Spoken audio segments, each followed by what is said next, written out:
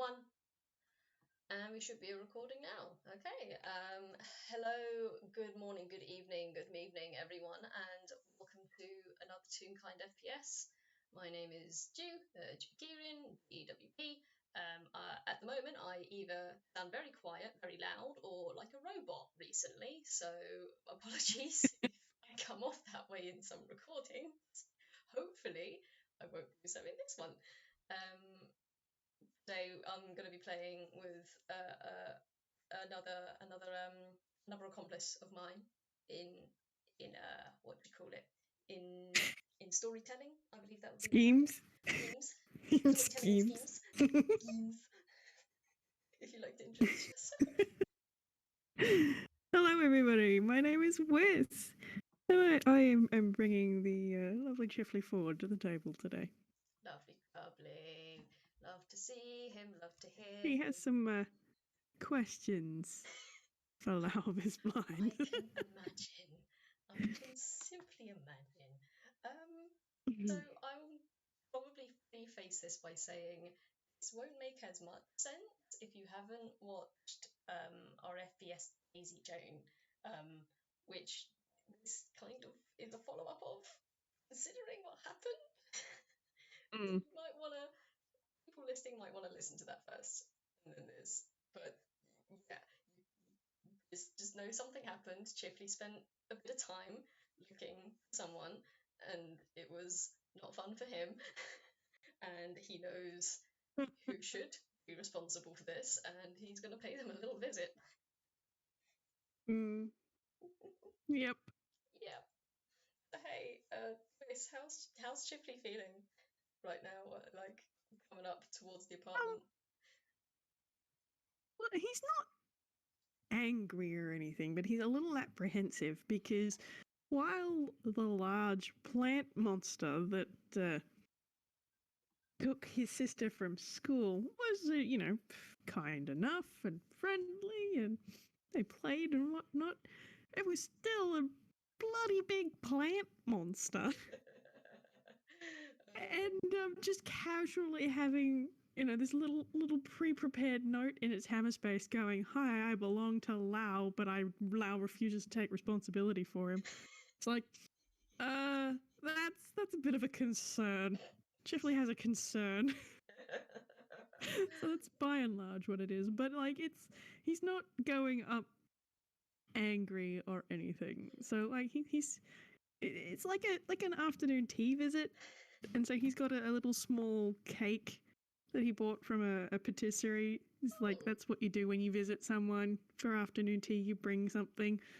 That's nice. Oh, that's a very nice thought, Chifley. That's very considerate, very very lovely. Um, okay, so yeah, Chifley, you're making your way up these flights of stairs.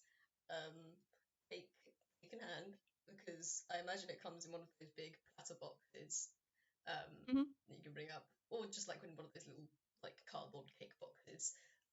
Yeah. And you make your way up to the fourth floor of this apartment building, and you remember, actually roll me a history quickly. History? All right, we can do that. Just to see if you remember, because you don't have the actual note anymore. You remember the address of Lao's apartment? 11. 11. Okay, I would say it takes you a little bit. You maybe like wander up and down the halls a couple of times, almost knock on a couple of doors, thinking, no, wait, this isn't one. And you go on to the next one, and it takes a little while, but eventually you realise, hey, oh yeah, no, it's this door. Because as you look at the door, it doesn't look quite like the other doors along this hallway. Most of the other hallway doors, they're like typical white doors, wooden doors with bits of like little chips of paint hanging off of it and stuff like that. This door, for starters, doesn't actually have a number on it. So most of the other doors have like little brass backs and number plates and such.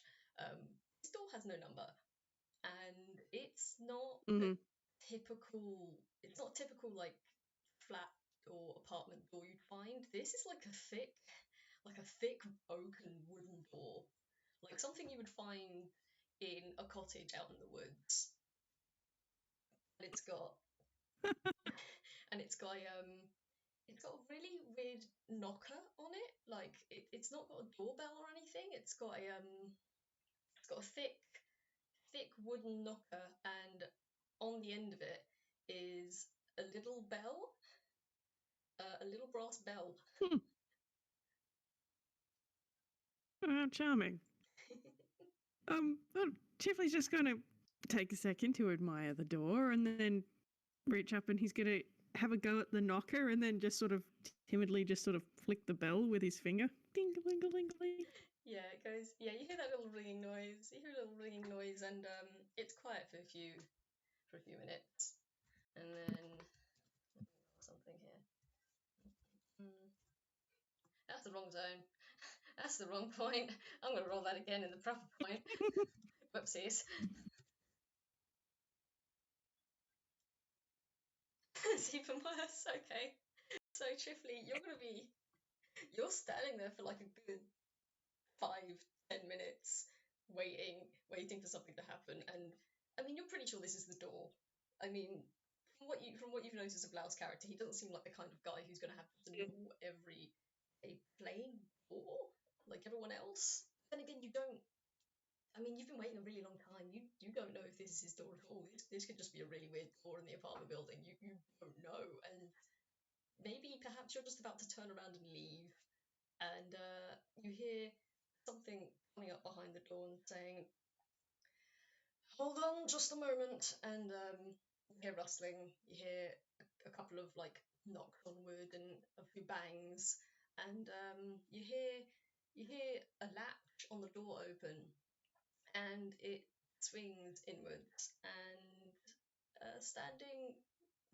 sitting behind the doorway is one Lao Vis Blind. And he takes a look at you. Chifley's just going to sigh a little bit. He's like, oh, thank goodness. He's going to take a look at you and say, oh, wait, Chifley, how, hello, how are you, hello, what are you doing here exactly? Sorry, I know this is unannounced, but I was hoping I could speak. I've got some questions for you. Okay, I'm gonna roll insight quickly. Kind of freaky questions. That's not. No, I don't want money. No, that's not the roll. Roll for dollar. I wish. Okay. No, that was an 8. So that was an 8 on insight. He wants to see. He's like trying to figure out why the hell you're here. Well, you're not going to get a whole lot out of Chifley with an 8, but like he doesn't seem overtly hostile or angry or anything, and he is holding a cake. Okay. All right. He Nell's gonna look at him then, see that he's not exactly got an aggressive posture, and he's gonna sigh and roll away from the door and say, "Well, suppose come in then. Bring everything with you. Kitchen's on the left. Just follow me through." And he's gonna turn away from the door, and he's gonna make his way further inside. Chip's gonna follow. And like, if there's a doormat, he's gonna make sure he wipes his boots on the mat before he comes in. I'm gonna say, briefly, as you step in, there is not a doormat, because if you look at the floor, you don't think there's a need for one, because this floor, is you want to say it's dirty. To say it's dirty would to say there's a point where it's clean, and I mean it's just moss and dirt. This floor is essentially like thick wooden, thick carpet of moss and dirt and it feels like you've just walked into a shaded glade in a woodland with this little hallway. Because man, it's like you've stepped from an urban environment into some sort of weird little subspace of woodland area. And oh, that is going to make him stop, and he's just sort of going to look around in awe. Really, he's like, wow. but yeah, as you look around, there are pots and plants hanging from the ceiling, suspended by vines. And these vines, if you take a look around, these vines seem to be coming from the walls. If you, they seem to be coming from the walls, but you can't quite tell from what point. They just seem to kind of appear and disappear. Mm. And on your left, just a little bit in front of you and to the left, there's an open archway, which you presume leads towards the kitchen. You can hear noises coming from there, like the shrill whistle of a tea kettle going off. And to your right, there's another archway. And then further down the hallway, there's another archway on the right. But yeah, as far as you know, it's just the kitchen on the left. That's where you've been directed. Okay. Well, he's gonna head to the kitchen on the left and see about this cake that he bought. Cool. Okay. Yeah, you sit around the corner. Lao is at the Lao's at the counter. He's prepping some tea in some very chunky looking very chunky looking clay mugs, and he's got a gesture. He's going to turn around. He's going to gesture for you to sit at the table with his head. Please take a seat. Just leave the. And he looks at the cake. Just leave that somewhere, wherever you like. I'll be with you in just a second. And he turns back towards the tea. Thank you. He's just gonna put it down on the table and sort of awkwardly sit down, and he's just still looking around, going, "How the hell? Like, I mean, yeah, sure, tunes, but how the hell?" Is he saying this out loud? No, Okay. no, it's just internal. Okay. But he's saying it with his expression. He's just looking around, going, "Wow." Okay. I'm gonna roll. If this is very obvious, then would you say La has to roll perception to see this? Or would you say it's pretty obvious? It's pretty obvious. It'll all come down to whether or not Lao is looking, I guess. Well, at the moment he's making tea. I was gonna say once he's finished brewing the tea and putting it into pots, he's gonna roll it over the table. And Chifley, you notice he's not in his wheelchair at the moment. He looks like he's in a modified sort of office chair. It's got a back and it's got Mm-hmm. it's got armrests, but they're very very low, and they're the adjustable kind. And he's he's in one of those instead of his wheelchair at the moment. And you see as he puts the tray of tea and mugs on his lap, you see him grab onto a vine that's hanging around one of the countertops, and he's using it to pull himself along and get around the kitchen towards the table.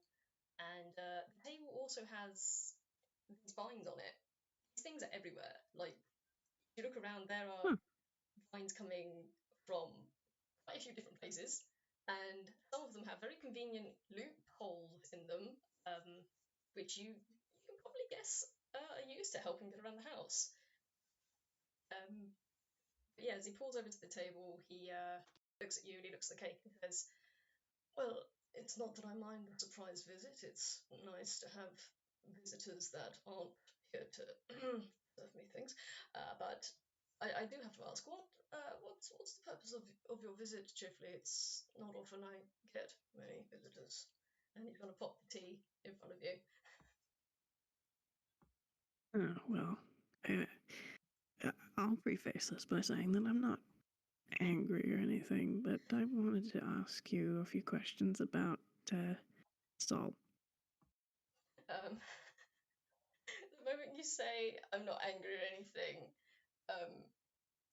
he seems to stop for just a second, and he glances at you out from the corner of his eye before slowly lowering the mug in front of you and rolling himself away to sit on the same side of the table as you, but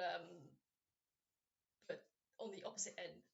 You're both sitting at the table, but at opposite ends.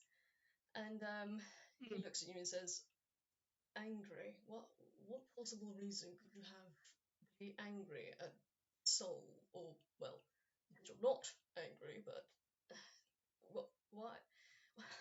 Why are you here? Why are you here about Soul? How do you know about Soul?" They may not have given you the note I left with them, but they did kidnap my sister from school.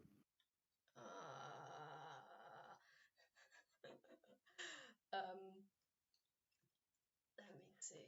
Let me see something quickly. That that that note. Yes, yes, that note. I did get that note. But I Chifley, I don't see how this has got anything to do with me exactly. I mean, of course, it's must have been awful for you to invest your sister going missing for a little while, but she came back in one piece, certainly, didn't she? Not as if she was harmed at all, was it? Oh yes, no worse for wear. Playing some sort of game with Soul when I found them, but it just strikes me as a little bit strange that Saul would have a note on them that says, "If basically if found, please return to Lao Vis Blind." You want to roll an insight for me quickly? Hmm? Could you roll me a quick insight, please? Certainly. What's your insight again, Chip? There it is. Hey, 21. nice. 2021. So, you look over at Lao, and his expression is incredibly confused. He does not know what you're talking about when you mention a note coming from him. He does. He seems like you get the impression he has no idea what you're talking about. Did you not give that to them?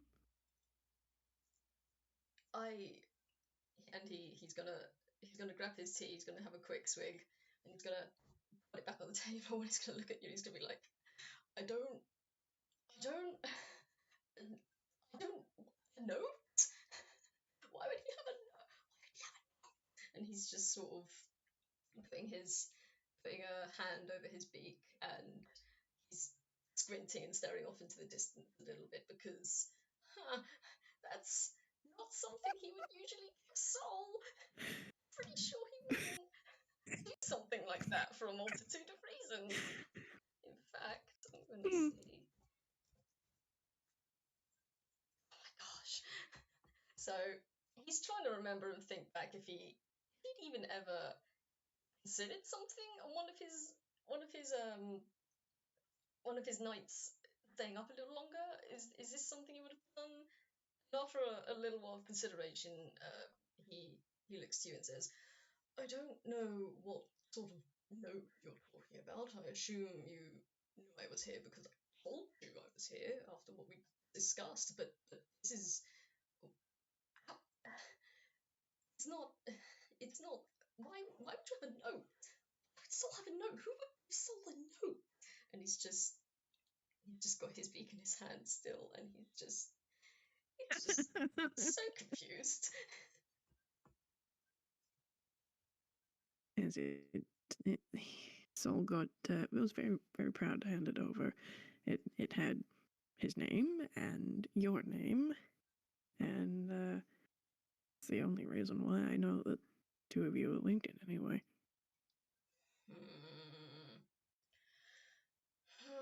That's, and he's gonna sit and he's gonna think for a bit. That's a little concerning, considering I don't remember writing that note, and if he's been handing it, he's been handing it out to people. You're gonna see Lao startle a little bit, and he's gonna put his mug down. He's gonna say, give me a moment, and he's going to roll over to the counter and open one of the drawers and start rummaging through it. Let's see. Chifley's just sort of sitting there going, "Oh dear." Let's see how long it takes you to find this, Lao. Oh my god, you're rolling like garbage today, Lao. So it takes you a little while. It takes him a little while searching through the back of this drawer, but eventually he gives the drawer a rattle, and you hear a thunk coming from somewhere, and then he slides the drawer back out again, and he now what looks like two thick stacks of papers, and he puts them on his lap, and he slams the door shut, turns right back towards you and says, "If Saul's been giving people a note telling them who I am, where I live, then that would explain these." And he's gonna pop a very heavy, two very heavy stacks of paper on the table, and he's gonna roll back over, and he's gonna say, he's gonna look at the cake that you brought, and he's gonna say, just on off chance, what kind of cake have you brought, Chifley? I'm a little curious. And he's gonna peer at it while he picks up a couple of papers. Chifley's going to sort of look at the papers and then look at the cake, and then he's like, "Oh, I wasn't sure what sort you preferred, so it's just a plain chocolate cake." And he's gonna grab the lid and then slide the lid off, and it's not a full size cake. It's like I'm trying to think in inches, and it's really, really hard. It's like about 150 centimeters across. Yeah, it's a little cake, but it's still a really nice looking cake with like the chocolate ganache on it, and there's a few little decorative sprigs of chocolate, but it's a chocolate mud cake. Nice. Okay, Lao's gonna look at that, and he's gonna say, "Just give me a moment. I'll get you a plate and such." And he's gonna go quickly back to the cupboard, pull out a couple of plates, come back, put them on the table, gives you a fork each, puts out a fork each, and he gestures at the cake as if to say, "Go take your slice, however you like." And he's going to you see these two stacks of paper actually have like bits of twine and stuff covering them, like wrapping them together. He's going to unwrap those. He's gonna unwrap those, and if you want, you can roll a quick perception. Sure, I can do that.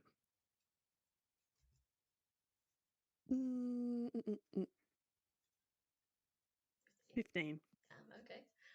Yeah, with that 15, you're looking, as Lao is unwrapping these, you can see in some bold red underlined font that this is these are stacks of charges sent to Lao, like look like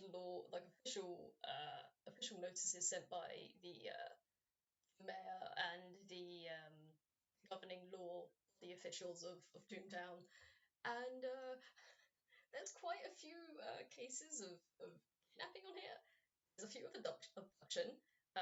There's quite a few, a substantial pile of destruction to property. There's theft. There is a couple of instances of arson. That's a very, very, so that's like two sheets of paper, but yeah. Oh You can man. tell from this is a rap sheet. Lao has been sent many notices on responsibilities, apparently, things that he has committed or things that have been committed in his name around Toontown. He has apparently committed, or someone has committed on his behalf, a lot of crimes. Chifley's just kind of gonna lean over for a bit of a snoop and then sort of lean back and then pick up the knife and tend the cake and just be like, oh dear. Oh dear is They right, were. he says. He's got butter under his breath. If what you're saying is true, and someone has given Sol a note with my name and my address on it. No wonder I keep getting these bloody things come through the door. I can't. Ah! And he's just gonna pop his head, thunk it down on the table, with his hands covering a couple of sheets of paper. Oh dear. Chifley would just cut the cake and put a piece on the plate and just slide it right next to Lao's head. Lao's gonna turn his head to the side and look at the cake, and he's not gonna use a fork. He's just gonna use the side of his hand, cut through the tip of the cake point, and he's just gonna shove it in his mouth. And I'm gonna roll something quickly. Please roll well. 14. Okay. What's your passive perception again? 15. 15. All right. Okay. So you almost don't catch this, but he puts it in his mouth. He chews, he swallows, and you almost don't catch it, but you think you get a little grimace on his face as he swallows. And says, thank you very much for that. I think I needed that. And he's going to sit back up and he's going to look at these notices and sigh, and he's going to say, well, I suppose I can just add one more thing to the ever-growing pile of things that Sol has supposedly done in my name. And he's going to look at Chifley and say, I suppose it's not much to ask that you don't go and inform any officials about this. And he waves at a pile of mountain of paperwork he has now in front of him. Chifley just sort of does that little shake of the hands in a no sort of gesture. It's like, you don't have to worry. I found her, and I thought it was sufficient to send a note back with Sol. But are they your responsibility? I'm assuming they're the roommate you mentioned when we met last. Well, Unless there's someone else here. Roll me a quick insight again, please.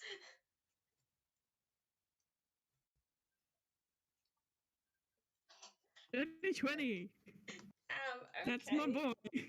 Definitely doing well. And okay. So, as you say, is Sol your responsibility? Al's gonna freeze again, and he's gonna stare into space, and you get the feeling this question is not the first time he's been asked this question, and you think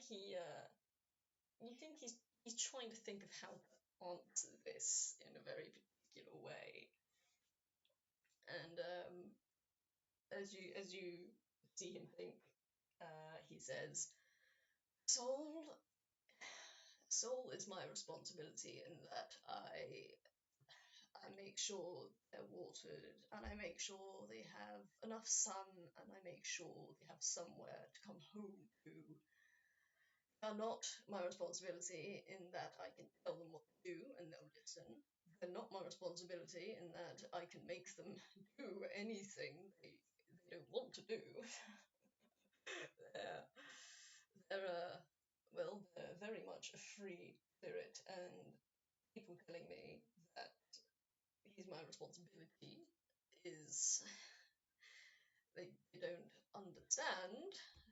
They don't understand what responsibility means when it comes to soul.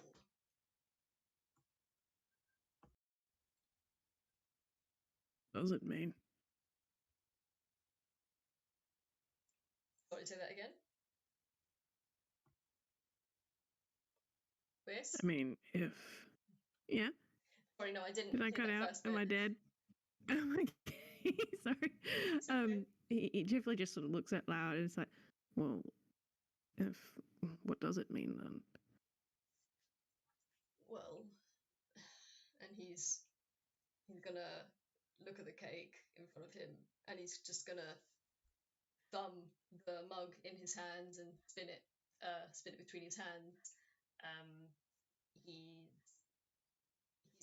sort of rubbing a thumb over some of the etchings on this mug, and he sighs and he says, "Take responsibility for soul is to make sure, but as I've mentioned, it's to make sure that they are fed, that they are watered, that they get sun, that they have somewhere safe to stay when the weather turns. It's to give them somewhere they can come back to. But how much responsibility over something like that can you possibly extend? I can't be there all the time with them. And he just stops and looks at his mug for a little bit.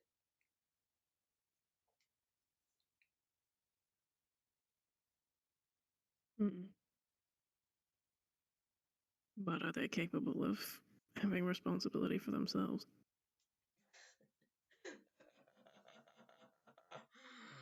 Oh, well, that's a very good question, and he's not going to answer that. He's just going to leave it at that. Chifley's gonna let that go unanswered for a second, and then look very pointedly at the pile of papers. So Lao's going to notice you looking at the papers, and he's going to look over them and says, "Well, all right, fine. In terms of law and legality, perhaps soul is soul's not registered as soul's not registered as anything in particular. So I suppose in the eyes of the law, I would be responsible for this, but that's it's soul isn't. He's struggling to get words out here. He's struggling to figure out how to put this to you. You can hear it quite clearly. And he continues on. Soul isn't a pet. They're not tame. They're not. Oh, it's. He puts a hair. He puts the other hand that was trailing his mug on his head, and he puts the hand that was on his beak on his head as well. So now he's got two hands just on his head, with his head on the table. And it's just soul isn't a Chifley's pet. just gonna no, sorry. No, go ahead. What are you gonna say?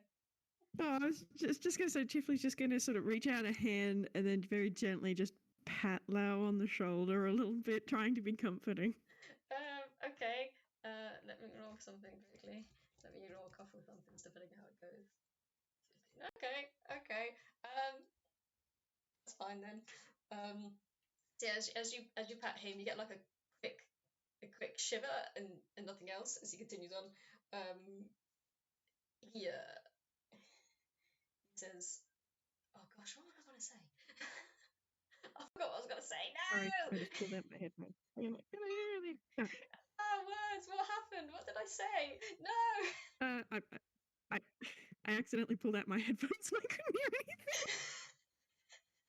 Oh, this is good. Sorry. This is good, people.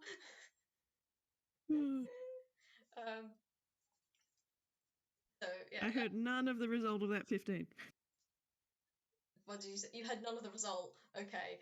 Basically, Yeah. when Chifley pat Lao on the head, or pat Lao, you just get like a little shiver and that's it.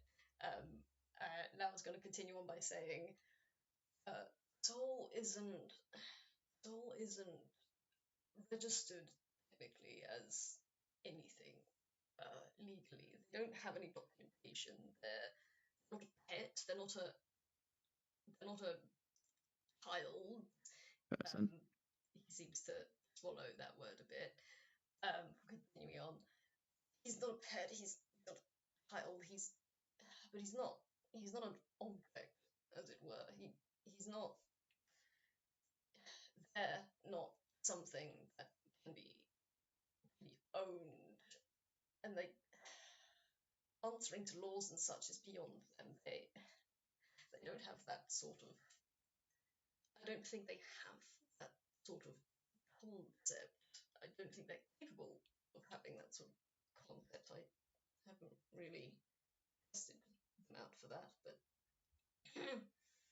anyhow, yes. In terms of responsibility, and he takes his head out of his hands, sits up, and he taps on the papers on the table. He says, "In terms of responsibility, I suppose they're going to try and make me take responsibility for them, which is ludicrous considering that apart from making sure they have somewhere to sleep and to feed, there's not much else I could do to make them do anything or to make them take responsibility, as it were." It really seems like where they are isn't where they need to be. Ooh.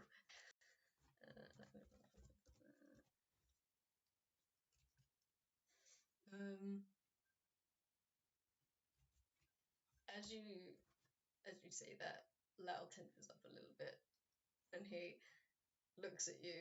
He looks at you stiffly, and he says, "What's that supposed to mean exactly?" Just from the few of these that I can see in this pile of here, well, without reading them in any detail, almost seems like Soul is more of a country kind of person than a city kind of person. You're gonna hear him give a little chuckle, a tired chuckle, and he's like, "Well, that would be the case. That would be the case for both of us. They're more used to, well, I suppose they're more used to rural living than the cramped apartment or quarters." And he's gonna look around, and yeah, I mean, you've seen how large Seoul is. They're pretty big. They're about the size of a large warhorse. And Lao's apartment, whilst very very woodland-esque, very much the feel of a woodland, of a forest, even a forest kind of vibe. Even with that vibe, it can't really replace the fact that this woodland forest has walls. It doesn't stretch on forever, but even in this kitchen with some nice sunlight coming through and thick vegetation and moss and dirt carpet underneath your feet, even with that, you, it can't, you get the feeling it can't replace something like an actual rural countryside living kind of feel. Yep. Um, Lao's gonna sigh and turn back towards Chifley again, and he's going to say, "Unfortunately, with Soul, I can't really leave them at this point because despite their great size and great lovable nature, they're not well. They're not the hardiest of plants, surprisingly, and I'm I'm one of the few people that know how to take care of them properly. I can't just leave them. I suppose that's what makes them your responsibility. He's gonna sit, and he's gonna sit and look at his hands for a second. Gonna murmur, well, if that's what taking responsibility for soul means,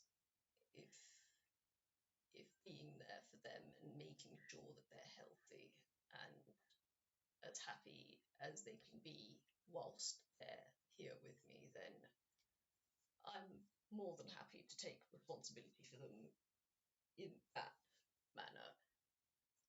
But in this manner, and he gestures wildly at the papers on the table, and the desk just stacked full of charges. In this particular manner, in terms of the law, I don't see what they want me to do. I can only do so much. I'm not going to put them on a lead and walk them around like a pet. I'm not going to keep them in eyesight at all times. That's impossible. I can't make them do things they don't want to do. So in terms of taking responsibility in them, in terms of regarding the law, I don't really see what the hell I'm supposed to do here.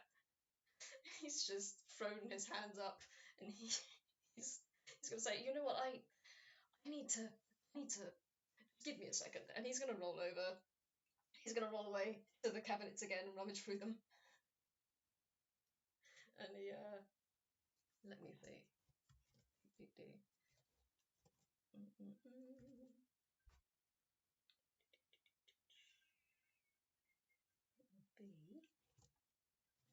That one.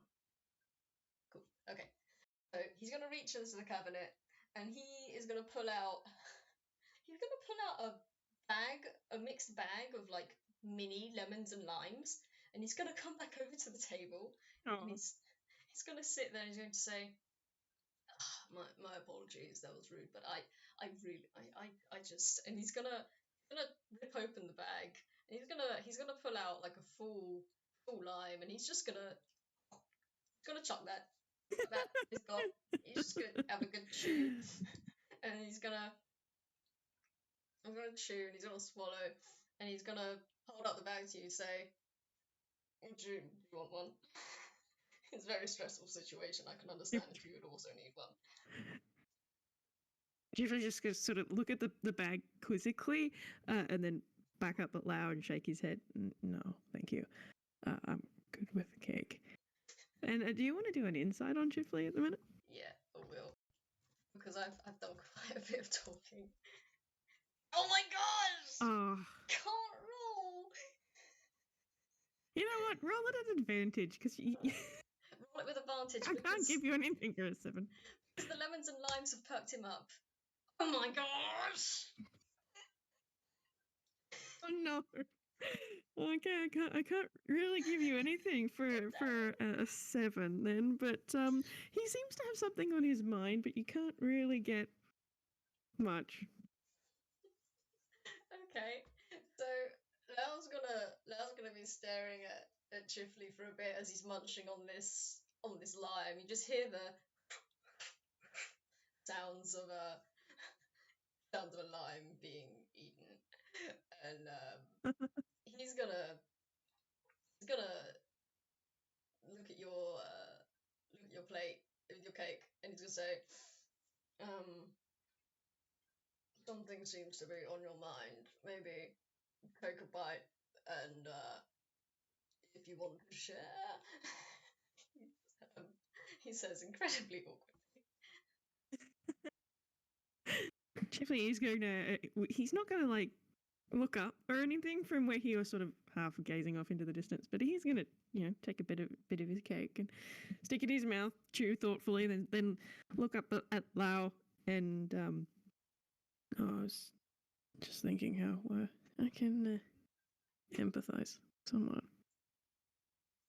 Um, gonna look at you and tilt his head, and he's gonna say, "Empathize? What do you mean, empathize? How? Ah." And he's gonna stop because he does remember. Um, he remembers the last time they talked, and Chifley mentioned perhaps that it was just him and his sister alone in Toontown. Mm. And he remembers this, and he stops and he looks at Chifley, and he's like, I suppose you have some. Uh, yes, I suppose you could have some sympathy for this situation. Somehow I doubt that your little sister is going around and kidnapping people and stealing things and generally causing an unlawful ruckus, as it were. And he's going to reach into his bag and another lemon, give that another munch. No, thankfully she's a little easier to contain than Saul. She's somewhat smaller than Saul is. I would like to see anyone cry and contain. You see him start But to wheeze and laugh a little bit. I like to see anyone cry and contain the soul. Honestly, you think if I haven't managed it in all the years that I have been looking after them, you think that some stranger, whether of law enforcement or not, is going to be able to put soul somewhere they don't want to be? The longest I've managed to get them to sit still was an hour, maybe two. And that's just because they were hungry or thirsty. And the minute they're done, they're gone. Trying to contain them and stop them from doing something is almost impossible. You need at least 20 orcs, at least 20 orcs to stop Sol from going somewhere. And he's just gonna keep chortling and snorkeling down more lemons and limes from the bag. He has not touched his tea or his cake as of so far. mm. Chifley's just going to sort of he's going to perk up a little bit because the comment did seem to cheer Lao up a little. And he's just going to nod. Well, small children are very similar, but you can lock them places. But at least Missy's never done anything illegal, to my knowledge. But no, she's called Missy for a reason. She likes to get into all sorts of mischief.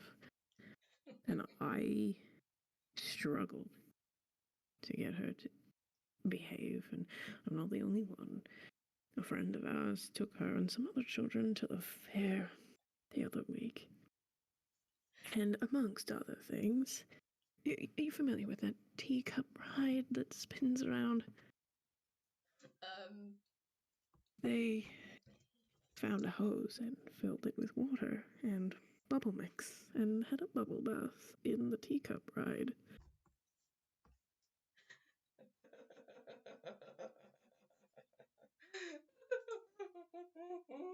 And you're just, as you're talking, as you keep talking differently, you just see Lao contort his face around 11.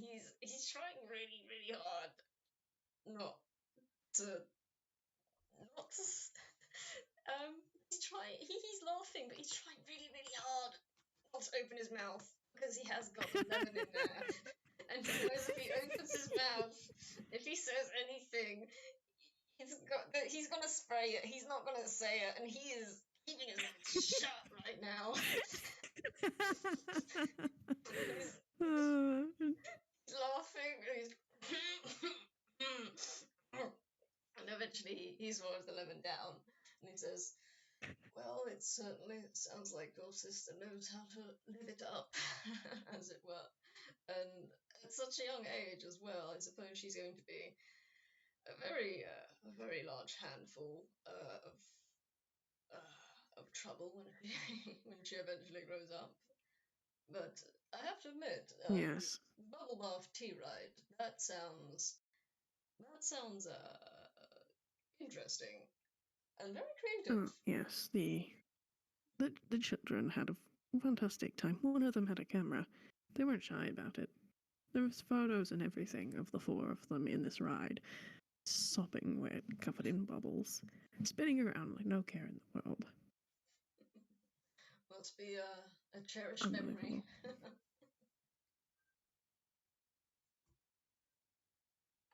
Unbelievable. Oh, to be so carefree. And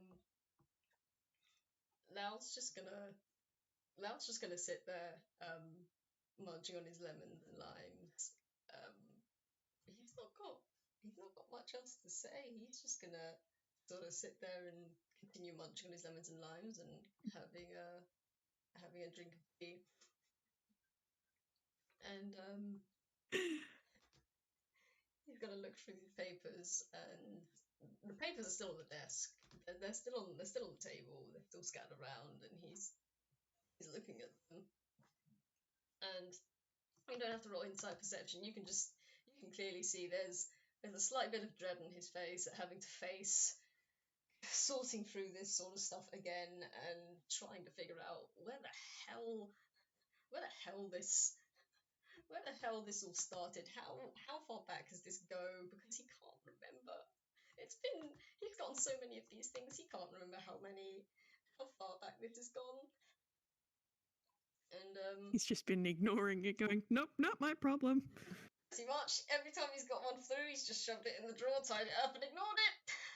Because I can't see it. It didn't happen. Exactly, not my problem. I didn't do it, so Oh, it's not my dear, problem. dear.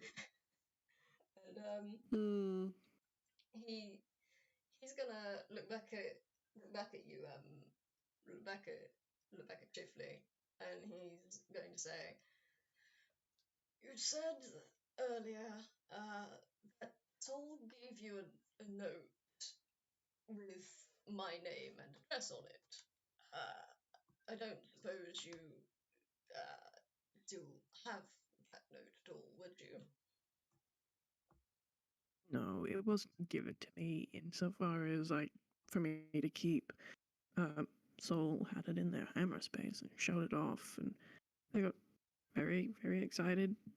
I can't remember what I said that made them think to bring it out, but they did, and they showed it off, and there it all was. Like, Missy had been playing with them for a while by that point and had no idea what their name was until they showed me that.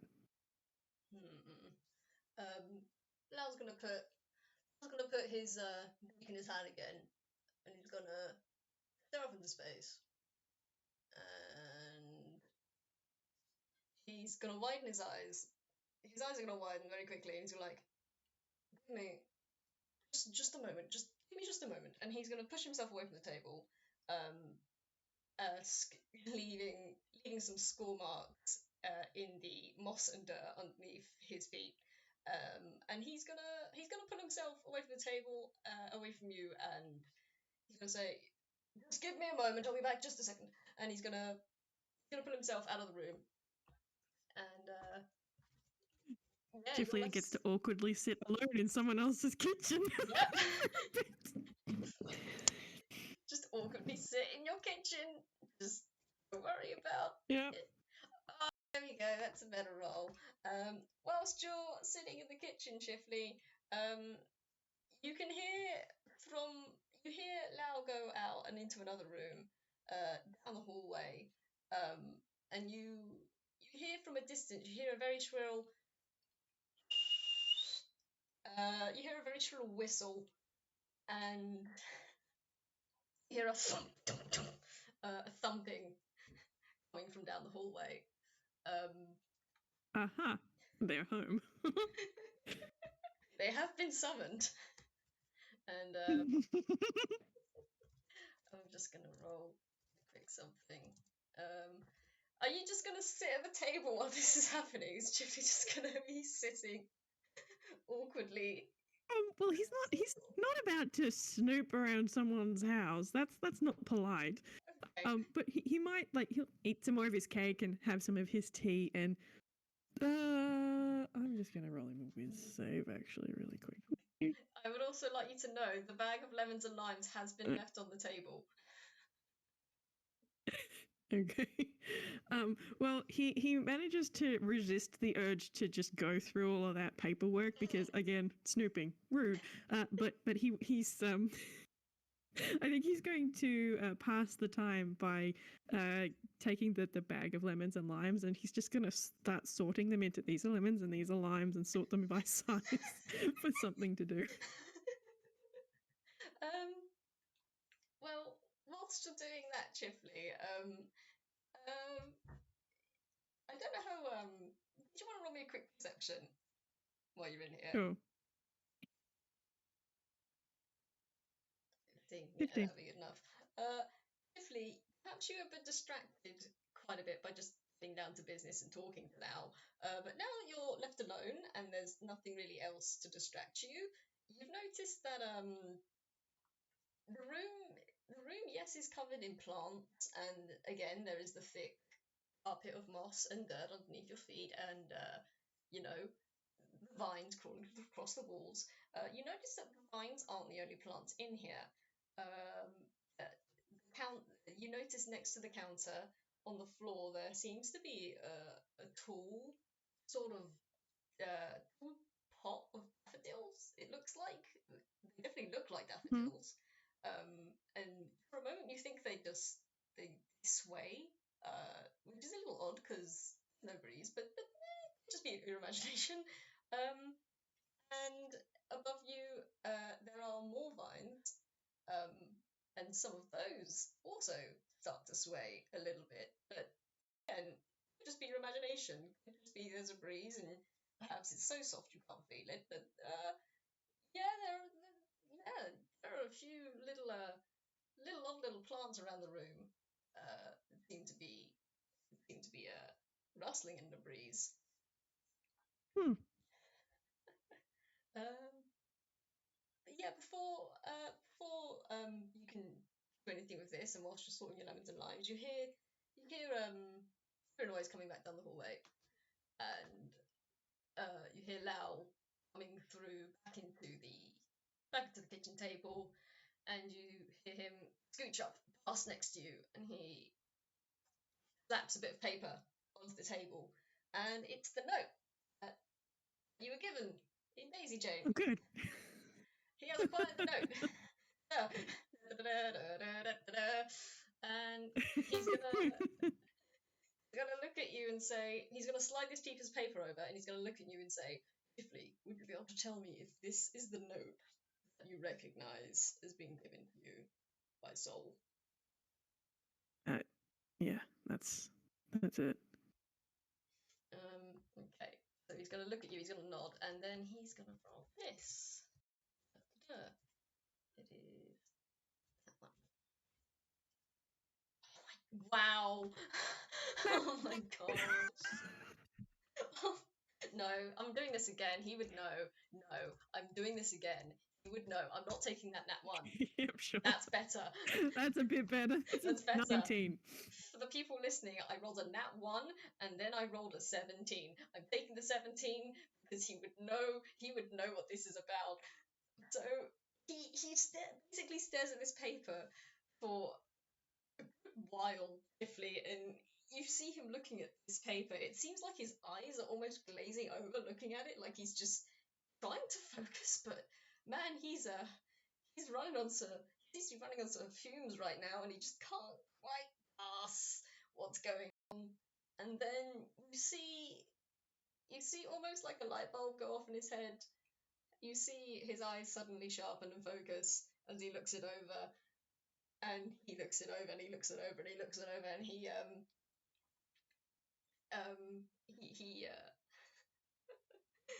he looks at this thing, and you want to roll me a quick insight, a quick insight, please.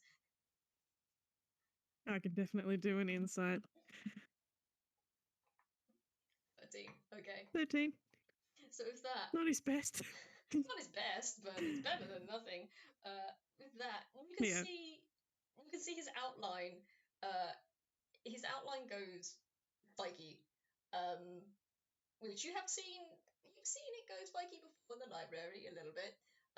This time it's thicker and it's a little more jagged than that. And with that insight, you can tell something about this. Something's annoyed him about this. And he looks at this piece of paper and he's like, Chifley, thank you for bringing this to my attention. I think I know the root of the problem now, and rest assured, I'll have it resolved. And these, he gestures again towards the beautiful sack of fines against him. He gestures that and says, "I'll have these sorted, and not. I'll try to have a talk with Sol about taking things that don't belong to them, whether those things are inanimate or not. But well, if for some reason Sol does so happen to drop by and pay you a visit again, please don't be startled if they are if they try to remove you to a secondary location, because they usually return you to the primary one once they're done. That goes for both you and your sister. Soul's Soul's not malintended. They're generally rather soft-hearted, but please don't be startled. And please don't tell any more law enforcement. I really don't need that at the moment. That's fine. You don't have to worry, Lao. As a matter of fact, Missy would be thrilled to see them again.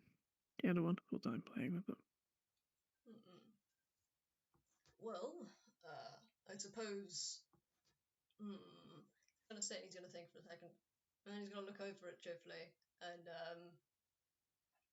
he's gonna say, I suppose if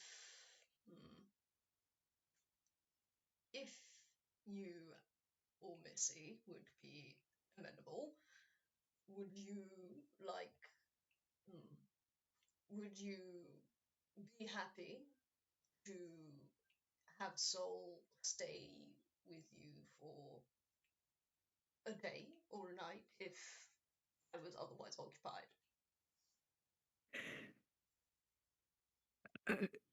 You're suggesting Soul have a sleepover at our house. Well, obviously I would tell you. Obviously, I would inform you as to how to properly care for them. I wouldn't just leave you. I wouldn't just leave you. I wouldn't just leave you I wouldn't just leave you to just take care of them without any sort of knowledge. He's very quickly backing up on this. I wouldn't just hand them over to you. I obviously, if you needed anything in terms of knowing how to take care of them or what they need, I'd provide that clearly. And I'm just trying to think of how we would fit something the size of a warhorse in our apartment. It's well, you can always. smaller than yours. Well, I mean, you'd be surprised how flexible they are. They are, after all, besides, despite being a very large plant, they are a very bendable plant. They're, well, rather twisty in some ways. They're twistier than I in a lot of ways. Some of the things I've seen them do, I don't think I've seen any acrobats do. Honestly, they'll surprise you. You'd be surprised what sort of places they can squeeze themselves into. Well, it's definitely something we can consider. If not a play date, then maybe. If sounds like you could do with a night off. Well, well, it's. And he's just gonna look back at this note. He's gonna look back at Chifley and say, "Well, a night off isn't. A night off isn't exactly the goal here. And quite frankly, Chifley, I mean, it's not difficult to look after Soul. It's not as if it's going to be a night off for me per se. It's not difficult, but surely, and he's gonna look at you and say, of all between the two of us, I don't think I'm the one that should be needing a night off, as it were. I mean, I presume you're Mitzi's primary caretaker, and I can't imagine looking after a 4-year-old is incredibly, what's the word? Exhausting. Yes, that, yes, that would be the word.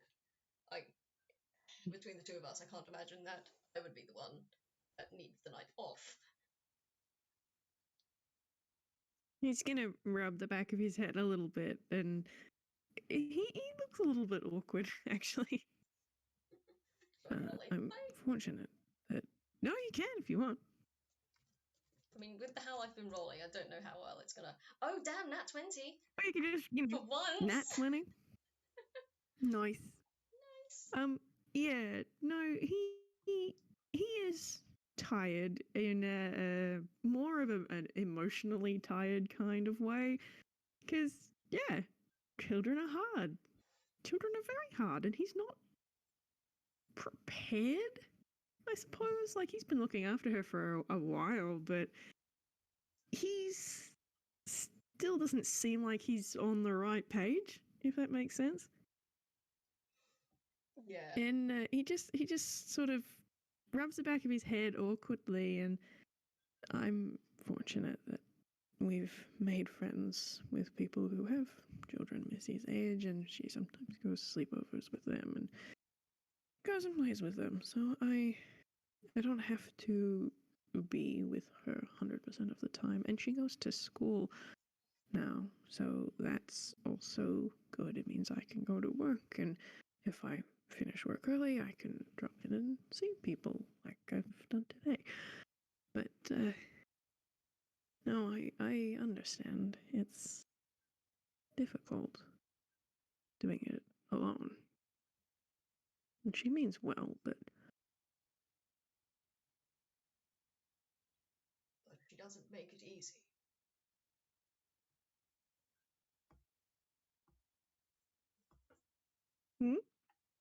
I said, I don't think Discord picked that up. Damn you, Discord. Lao said, but she doesn't make it easy, I presume. Children rarely do. no. She lives up to her name. And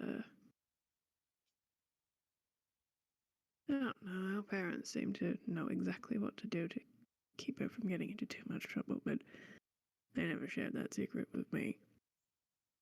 So I'm just left trying my best to keep her out of trouble. But at least I've got some backup with the teachers at school, but... Well, from the sounds of it, at least she's got a good support group of people. He's gonna very awkwardly try comfort you. He say, well, at least she's got a good support group of people. She's got, as you've said, she's got a lot of adults that's going to be able to look after her and stop her from getting into too much trouble. And well, from the sounds of it, even if it was not incredibly fun at the time, she's befriended Soul to a degree. So if she's ever in trouble, she can always call for them, and they'll be there.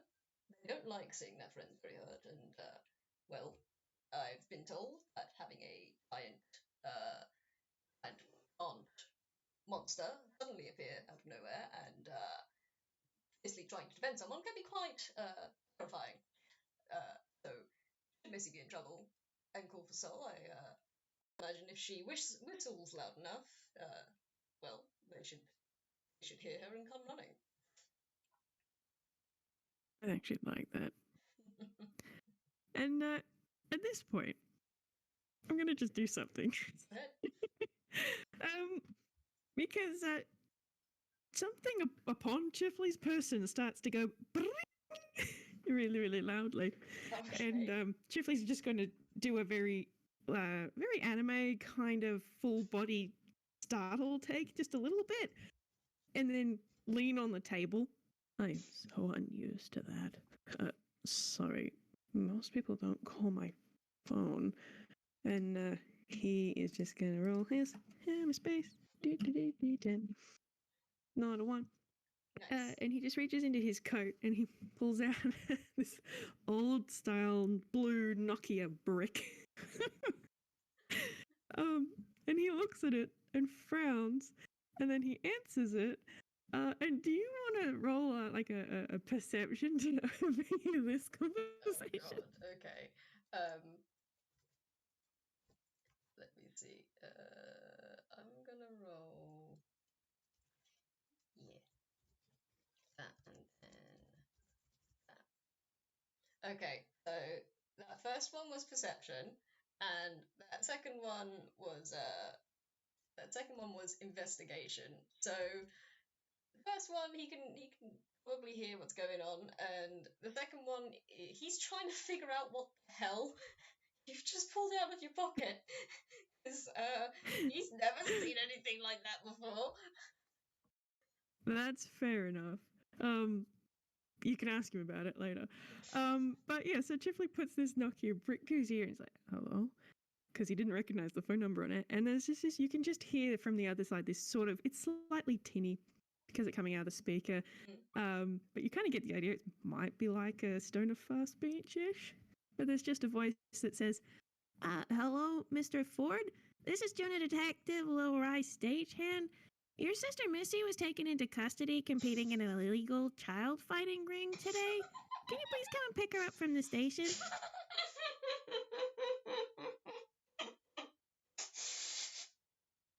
Oh my gosh. And you don't have to roll insight or anything. You can just sort of see something inside Chifley just die a little bit.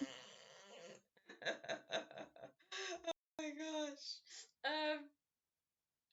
Chifley, you're probably too distracted to see this, but Lao, upon hearing this, he's just gone very blank faced, and he looks at his tea and the cake on the table, and you, and he's gonna put the lid back on the cake, and he's gonna slide it back over to Chifley, and he's gonna just take the plates and the cups and the saucers. He's gonna put them aside, and he's gonna look at Chifley, and he's gonna say, "It sounds like your sister has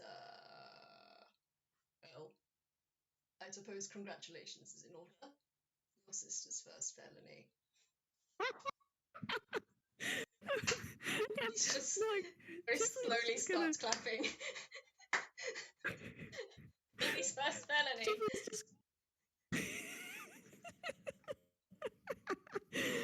Chifley's just gonna sort of respond.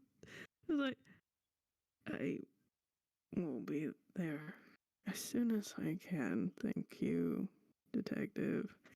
Okay, we'll see you soon. Click. And then he just sort of puts the phone down on the tabletop and just slowly leans forward and just lays his face on the tabletop.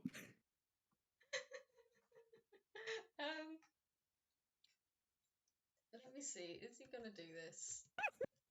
Let me see. Would he do this?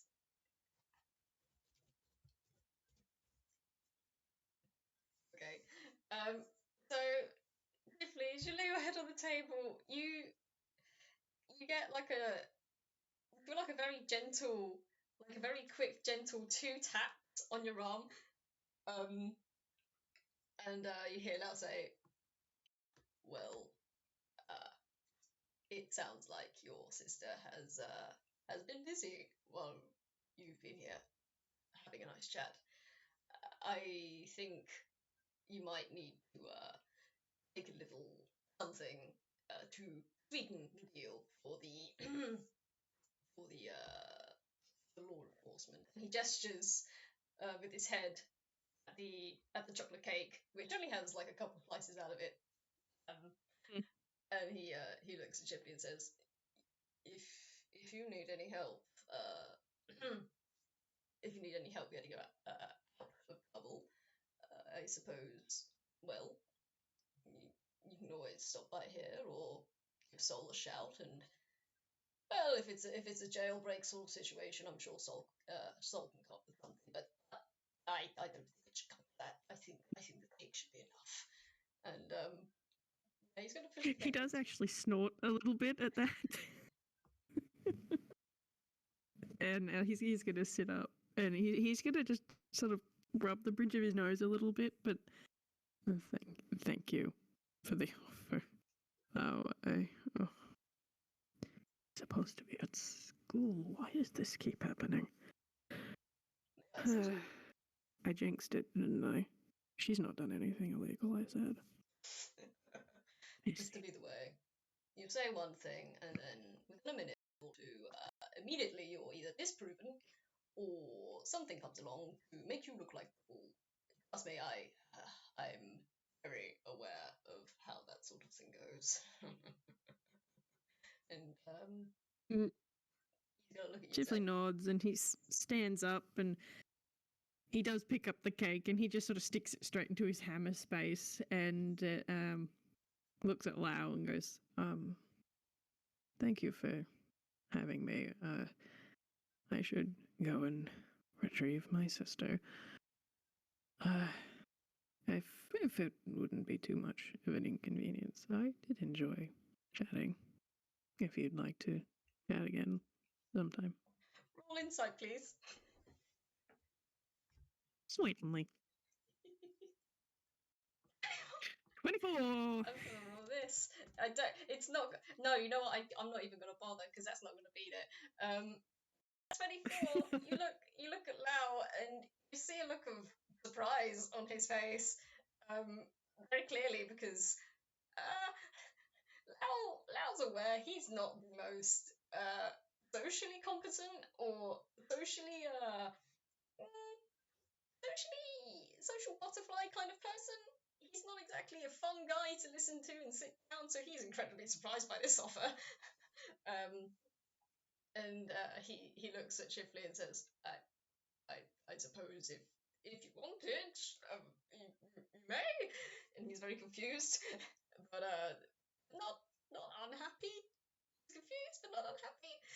And he gestures out the door. He does the little shoey hand out the door towards you and says, "Well, I mean, it was good seeing you, Chifley, but you might want to go and fetch your sister before she does something like actually commit arson. And please do remember, if you need any help, just give us a shout. I mean, call for Sol. I'm sure they'll be along. They'll probably break a few walls on their way, but you'll be fine.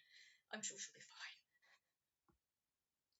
Well, if it comes to that, the entrance will be a good distraction. Thank you. I do appreciate it. And you can just sort of see him look so tired, even more so. Like, he's just like, oh my god, I want to throttle her, but I can't because she's 5. But then he does make his way to the front door and he does pause and at the door. And I'm just going to wait and see what you're rolling. Okay. You want to roll me a quick dex check? A dex? Yes. Oh, a save or it's the same thing? Who cares? It's a plus Just a 1. check. Shouldn't be a save. Oh my god. It is a 3. 3. It ain't much. So what happens is, you hear Lao from behind you say, "Hang on just a second," and you hear of something being thrown towards you. You turn around and you hold out your hands to catch it because it sounds like something's been thrown at you. Instead of catching it, you just get a tap, 1, 2 on each cheek, and a lemon and a lime taps you on each cheek and falls to the floor. And Nell's just peeking around from the corner archway of the kitchen. He says, "We're supposed to catch usually you throw a lemon and a lime where I'm from, and you say a lemon and lime for luck, and you catch them, and if you catch them, you get luck. And he looks at the floor of the lemon and limes, and he says, I've never actually seen what happens when you drop a lemon and a lime. But you may want to pick them up. I think you should probably just he's gonna do that, and he's gonna brush them off very carefully, and then hold them very, very tenderly, and just look at the two of them, and then look back at Lao. I'm gonna need all the luck I can get. Thank you. And now, please. And he's gonna step out of the door. And I was gonna shout out, good luck. Please don't get into trouble, because if you get caught, or if you and your sister get arrested, I'm going to have to come and get you. He starts muttering to himself as you walk away. I might hold you to that. Yeah, he's gonna call over his shoulder. I might hold you to that. And then he's gonna turn, and he'll make it maybe part of the way to the stairs at a brisk walk, and then he's just gonna sprint as fast as he can. And do you want to roll a quick perception check? Yes, absolutely. Oh my gosh. Do it at advantage because I said so. Stop possibly me. Yeah, it'll do that. 12. Okay. So you watch Chifley just sort of disappear down the stairs, and there is the smallest hint of like that Need for Speed sort of music, like that I gotta go fast kind of music. It's like I gotta go now. It's only a hint, like someone had turned on their car and the radio was up really, really loud before they could turn it down. Just that kind of hint of music. And then he's gone and the music's gone and it is quiet. Just imagine as Chifley's running as like the anime dust cloud. Yes, absolutely. No, he's not Ghiblian, so he doesn't do the whole thing, but there are some little anime quirks that he does, and a dust cloud like that is definitely one of them. Oh yeah, that's awesome.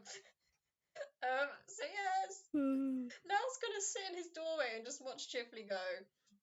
He's gonna shake his head, and just to close up, he's gonna shut the door. He's gonna roll back to the table, put all the cups and saucers away. He's gonna look at the half-finished piece of cake he has on the table, and he's gonna set that aside. He's gonna tie up all his loose ends, all the sheafs of paper he put on the table. He's gonna tie them up and shove them in the drawer. And then he's gonna go over to the note that was given to him by Sol earlier. And this note, he's gonna pick it up, and he's gonna look at it for a hot second, and he is gonna mumble under his breath, "Mama Ra, when you next come to visit, please, watch your bloody step coming through the doorway, because you and I are going to have a good long chat about hypocrisy and law enforcement." And that's where I'm gonna end it. Oh my goodness. Oh, splendid. Yeah, thank you. Thank you for playing with me, Whis. Oh, thank you, D.E.W.P. This has been great. I'm sorry for some of the awkward pauses. Brain doesn't work very good sometimes. No, it's all good, and you know the internet will do what the internet will do. We can only do so much. Curses. Yeah.